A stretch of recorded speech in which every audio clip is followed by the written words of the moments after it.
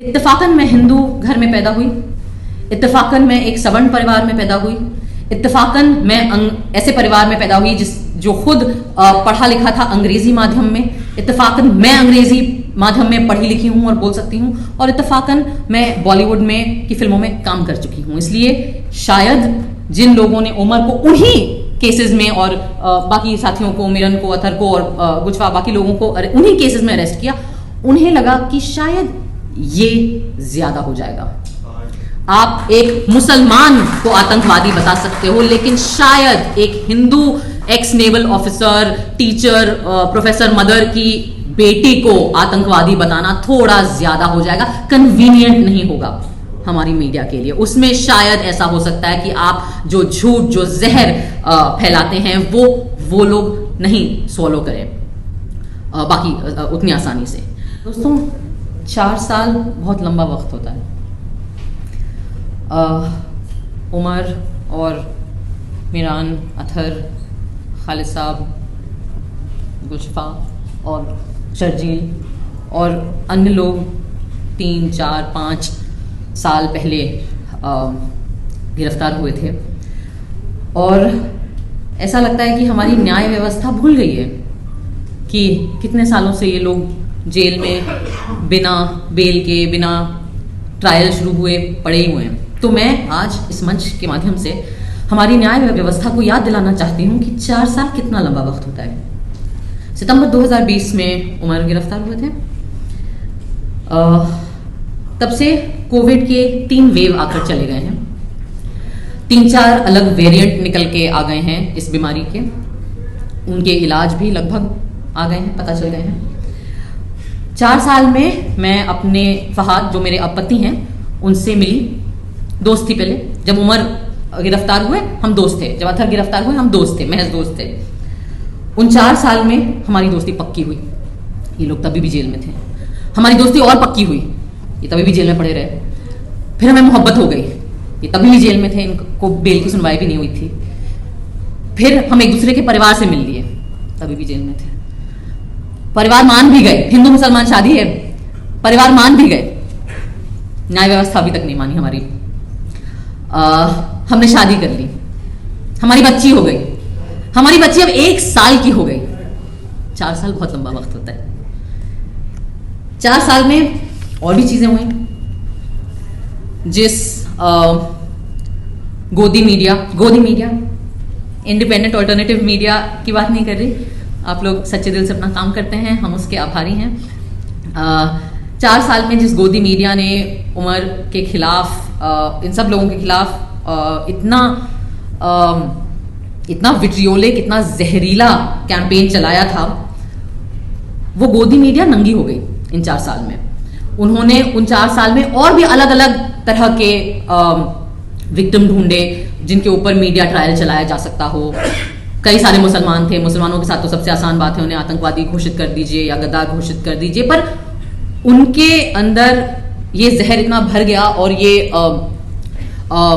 Blood lust मैं कहूंगी, actually वही शब्द होना चाहिए कि ये जो भूख है एक तरीके से खून की, एक्चुअली वो इतनी आउट ऑफ कंट्रोल हो गई कि वो मुसलमानों को छोड़ के और लोगों पर भी आ गए, बॉलीवुड पर भी आ गए, रिया चक्रवर्ती भी मिल गई उन्हें, शाहरुख खान के बेटे को भी न बख्शा उन्होंने, और तमाम ऐसे लोग। लेकिन इस पूरी प्रक्रिया में हुआ ये कि इन 4 साल में वो भी नंगे हो गए। आज की तारीख में आप लोगों के वीडियो और पॉडकास्ट फिर भी लोग देख लेते हैं, लेकिन आम जनता भी अब जब अर्नब गोस्वामी या उसके जितने भी ट्रू कॉपी वर्जन है और उसके जितने गरीब वर्जन है उनको सुनती है, वो भी जानती है कि ये झूठ फैला रहे हैं। 4 साल में और भी चीजें हुई। जिन लोगों को 56 इंच के कपड़े फिट आते थे, उनके कपड़े नॉर्मल साइज के हो गए हैं। जो लोग 400 पार करने गए थे, वो 240 में निपट गए। 4 साल में हमारे न्याय व्यवस्था के जो माननीय न्यायाधीश हैं, उन्होंने भी कई जगह जाके न्याय की परिभाषा पर कई भाषण और एलोक्यूशन कंपटीशन और रिसाइटल दिए, अलग अलग कॉलेजेस में, अलग अलग विश्वविद्यालय में, दुनिया के अलग अलग देशों में भी। 4 साल में इस देश का एक कन्विक्टेड मैं नहीं कह रही हूं, हमारी न्याय व्यवस्था ने जिसको कन्विक्ट किया है रेप का, वो इंसान राम रहीम, वो भी 4 साल में 10 बार बेल और परोल पा गया। 4 साल में गुजरात सरकार ने नई किस्म की बेशर्मी की हदें पार करी और बिल्किस बानो के कन्विक्टेड रेपिस्ट को अच्छे व्यवहार के तहत रिहा भी कर दिया।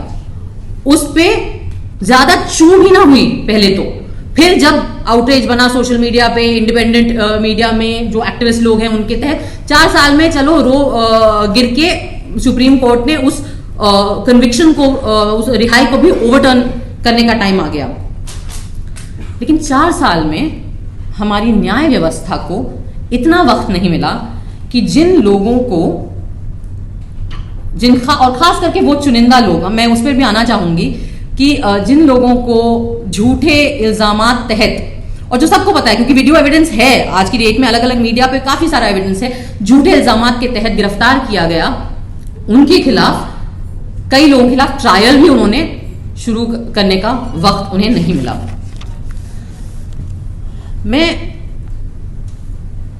मैं ये आज जो मेरी बातें हैं, मैं वो हमारे देश की न्याय व्यवस्था से इसीलिए करना चाहती हूँ क्योंकि इस रूम में जो लोग हैं वो तो आधे लोग तो परिवार वाले हैं, वो खुद पीड़ित हैं इस नाइंसाफी के। बाकी लोग जो एक्टिविस्ट हैं उन बेचारों की तो जिंदगियां गुजर गई आवाज उठाते उठाते। पर मैं आज ये सवाल जो है और ये बातचीत एक दूसरे से नहीं, मैं आप लोगों के माध्यम से ये बातचीत हमारी न्याय व्यवस्था से करना चाहती हूँ।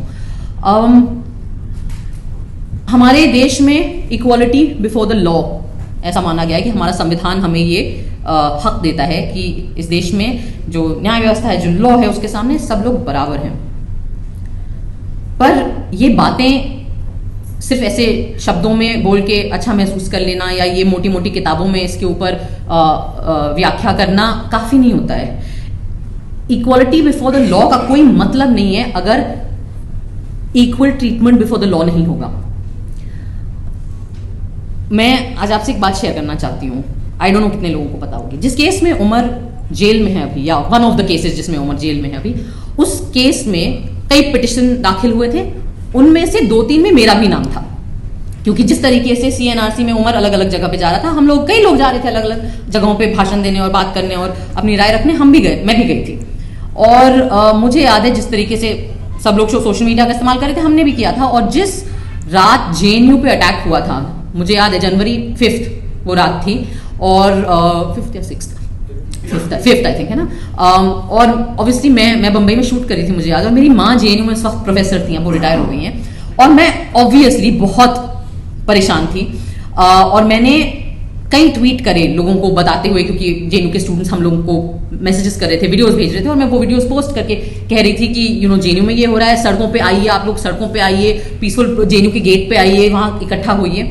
तो जिस तरीके का क्लिप उमर का सर्कुलेट हुआ था, जिस पर फाइनली उसके ऊपर अरेस्ट हुआ, उस तरीके के मेरे ट्वीट्स को भी लिया गया था, और मेरा भी नाम कई पिटिशंस में आया।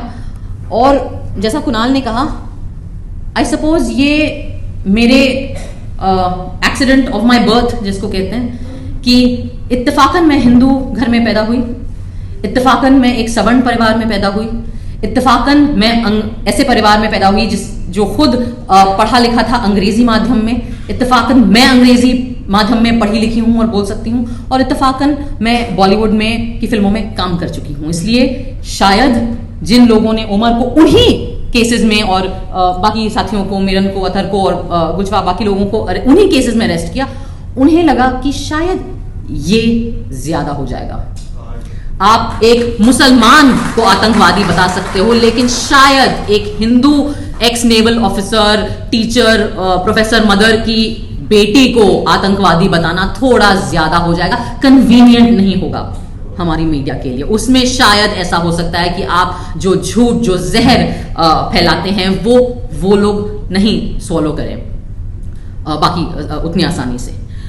तो मुझे अक्सर लोग बोलते हैं कि क्यों तुम इतना चपड़ चपड़ बोलती हो, तुम चुप क्यों नहीं रह सकती हो, तुम्हें अपनी फिल्मों में काम करने में तुम क्यों संतुष्ट नहीं हो, तुम्हें क्या जरूरत है कि हर मुद्दे पे, हर ऐसे सामाजिक मुद्दे पे, पॉलिटिकल मुद्दे पे, न्याय के मुद्दे पे तुम अपना मुंह उठा के बात करती हो। और मेरा जवाब हमेशा यही होता है, क्योंकि मैं इसलिए आज आज़ाद घूम रही हूँ, यहाँ पे स्वतंत्र हूँ, अपनी ज़िंदगी जी रही हूँ, अपनी बच्ची की बर्थडे पार्टी मना रही हूँ, बढ़िया शादी करी मैंने, ढोल बजवाए, क्योंकि इत्तेफाकन मुझे एक प्रिविलेज मिल गया मेरी आइडेंटिटी का।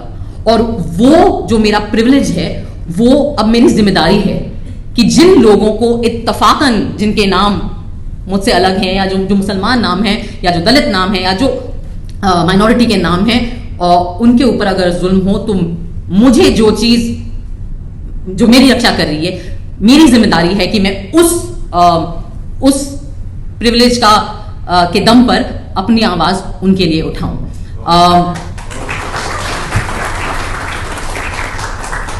मैं एक और सवाल पूछना चाहती हूं, और हो सकता है अब तो खैर आईपीसी बदल गया है, पता नहीं कौन सी एक नई भारत कुछ क्या बीएनएस कुछ न्याय क्या भारतीय न्याय संहिता आ गई है। मैंने उसके पढ़े नहीं है क्या क्या उसमें रूल हैं, तो अब मुझे पता नहीं कि अगर अगली चीज जो मैं बोलूंगी उसमें कोई ऐसे कुछ केस बन जाएगा, बन भी सकता है। हमारे देश में आजकल कमाल तो ये है कि किसी भी बात पे केस बन सकता है और हो सकता है आपके ऊपर। मैंने कहीं पढ़ा था कुछ महीने पहले, और बोनो ने भी मुझे बताया था कि उमर की एक डेट आने वाली थी बेल की, और उसके पहले ही जो न्यायाधीश थे जिन्होंने सुनना था वो केस, उन्होंने अपने आप को रेक्यूज कर लिया। तो पहले तो मुझे समझ नहीं आया कि रेक्यूज क्या होता है, मैंने ये वर्ड पहले सुना नहीं था, तो मैंने उसको गूगल किया, और तो उन्होंने ऐसे अपने आप को निकाल लिया उसमें से कि नहीं, मैं नहीं समझता कि मैं काबिल हूं कि मैं ये केस सुन सकूं। क्यों काबिल नहीं हुआ? बड़ी पढ़ाई लिखाई करी होगी आपने जज बनने के लिए, कई सालों से आप आई एम अज्यूमिंग हमारे ही टैक्स के पैसों की तनख्वाह आ रही होगी आपको, हमारे ही टैक्स के पैसों से जो घर बनते हैं सरकारी, उनमें आप रह रहे होगे, हमारे ही टैक्स के पैसों से जो पर्क्स आपको मिले हैं उन पे आपकी जिंदगी कंफर्टेबल है। तो आपको क्यों ये हक है अपने आप को रिक्यूज करने का अपनी जिम्मेदारियों से? क्या ये हिंदुस्तान के नागरिकों के साथ गद्दारी नहीं है? हो सकता है आपको लगे कि मैं बहुत भारी भरकम शब्द इस्तेमाल कर रही हूं, लेकिन आपको नहीं लगता कि जिन लोगों को के हाथ में सत्ता दी गई है हमारे इस लोकतांत्रिक व्यवस्था के थ्रू, जिन्हें, तो आपको नहीं लगता कि उस सत्ता की जिम्मेदारी आप पर बनती है? आपको नहीं लगता कि जो प्रिविलेजेस आपको मिले हैं अपनी पोजीशन की वजह से कम बेसिकली आपको सिर्फ इतना कहा जा रहा है कि आप अपना काम करें, आप केस पढ़ें, आप अपनी बुक्स देखें, आप अपना कॉन्स्टिट्यूशन देखें, आप जो भी आईपीसी देखें, और आप उसके ऊपर डिसाइड करें। इसका आपको वक्त नहीं मिल रहा है। कपिल सिब्बल साहब ने कहा कि मुझे 20 मिनट दे दीजिए, आपको 20 मिनट नहीं मिल रहे। माननीय प्रधानमंत्री के साथ आपको गणेश पूजा करने का बहुत वक्त मिल गया था, पर अपना काम करने के लिए 20 मिनट नहीं मिलते हमारे न्यायाधीशों को। एक जस्टिस थे, शायद उनका नाम बोपन्ना जी था, उन्होंने कहा मुझे 2 मिनट लगेंगे उमर का केस में वर्डिक्ट सुनाने में। बड़ी अच्छी बात है, बड़ा आपने सीना ठोक के दावा कर दिया, तो 2 मिनट नहीं मिले आपको। मैं इसलिए ये सवाल पूछना चाहती हूँ कि अक्सर हम बड़ी आसानी से नेताओं को गालियां देते हैं, बड़ी आसानी से पुलिस को गाली देते हैं, हम बड़ी आसानी से एक दूसरे को गाली देते हैं, लेकिन न्याय व्यवस्था से कोई भी सवाल उठाने में बहुत डर लगता है, क्योंकि कंटेम्प्ट ऑफ कोर्ट हो जाएगा। यहाँ जितने लोग बैठे हैं, हम श्योर सब पे लग चुका है। कुणाल के ऊपर तो ऑलमोस्ट ये गए थे अंदर, ऑलमोस्ट, फिर बच गए थैंक्स टू इत्तेफाकन accident of birth, surname Kamra इनका। मेरे ऊपर भी लगा था 2 बार कंटेम्प्ट ऑफ कोर्ट, लेकिन वो इतना बेवकूफ़ी भरा एलिगेशन था कि उन्होंने लिया ही नहीं। तो आज मैं पता नहीं, शायद नई आईपीसी में कंटेम्प्ट ऑफ कोर्ट हो ही ना, मैंने देखा नहीं। अपनी इग्नोरेंस का मैं फायदा उठा के आज ये सवाल पूछना चाहती हूँ अपने न्याय व्यवस्था से कि क्यों, क्या डर है आपको किस चीज का डर है? आम नागरिक को तो जेल का डर होता है, पिटाई का डर होता है, मुसलमान तो कहीं पे भी पिट जाते हैं बेचारे इस देश में, दलित कहीं पे भी पिट जाते हैं इस देश में। हम लोगों को भी डर लग सकता है कि काम नहीं मिलेगा, कॉमेडी के शोज नहीं मिलेंगे, फिल्में बंद हो जाएंगी, जिनके बच्चे हैं छोटे छोटे उनको अलग अलग किस्म के डर लगते हैं। आपको क्या डर लगता है? आपके पास तो पूरा तंत्र है, आपके पास तो सारी सरकारी तंत्र है। जब तक आप इन बड़े बड़े सुप्रीम कोर्ट, हाई कोर्ट तक पहुंच जाते हो, आप 60 साल 50 साल के ऊपर होते होंगे, आपके तो बच्चे भी बड़े हो गए होंगे, अच्छी महंगी कॉलेजेस में आप उन्हें पढ़ाते हैं, बाहर भेजते हैं, यूनिवर्सिटीज में वो भी सेटल हो जाते हैं, उनकी शादियां हो जाती हैं, उनके भी बच्चे होते हैं। तो इस बुढ़ापे में क्या डर है अब आपको? अब क्या लालच है आपके अंदर? क्या चाहिए आपको? हाँ, क्या जरूरत है? गवर्नर पोस्ट चाहिए, राज्यसभा जाना है, इतनी आपके अंदर लालच है कि आप महज आपका काम आपसे करने को हम मांग रहे हैं, वो आपसे नहीं हो रहा है।